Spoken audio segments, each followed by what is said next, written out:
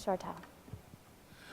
I'm Winn Schwartau, and I've spent 27 years in this field doing the unpopular, saying the unmentionable, and being politically incorrect because I can.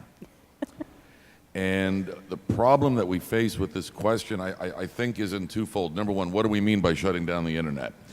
Does that mean we're shutting down SATs? Are the carriers going to go down? What's connected to what? And can we actually do it? Is it actually possible? And at this point, I'm not convinced that it is. But I think that the fundamental problem that we're looking at is one that really of architecturing, and that we have done a very, very poor job of architecting this breakout in the last 20 years. And we have forgotten two very fundamental things. One is called graceful degradation. Can you operate any portion of your business or your critical infrastructure given some significant component of it either going bad or having to go down? Can you survive? I was just in Vegas. The registration system at the hotel went down, and they had absolutely zero methodology for graceful degradation in order to allow processing of their business.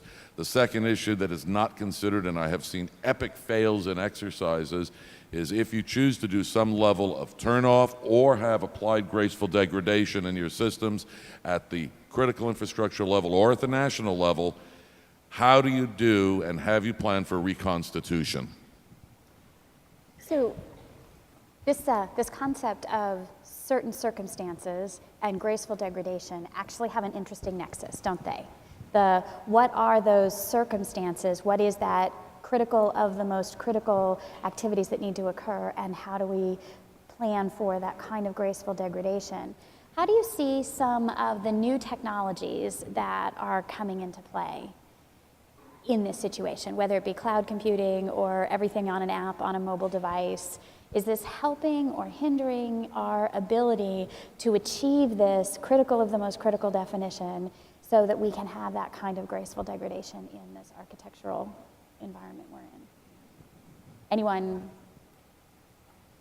I think that still the most critical thing that anybody has to deal with is the survival of the human carbon unit, and that everything else comes really secondary. Can we get them basic food, survival? Can I stay alive is really number one.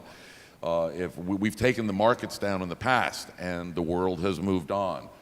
We've had the entire FAA shut down. The world has moved on. I think we have to understand our priorities, and I don't think we've done a terribly good job of doing it.